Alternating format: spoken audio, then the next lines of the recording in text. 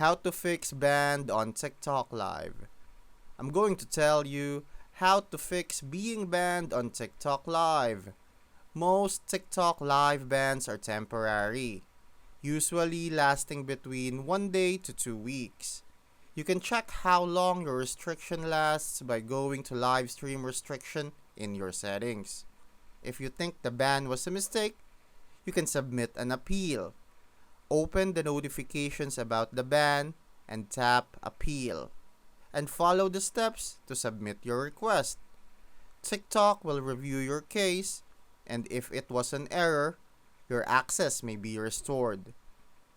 To avoid getting banned again, make sure you're following TikTok's community guidelines and terms of services. If the ban is permanent, your best option might be to create a new account.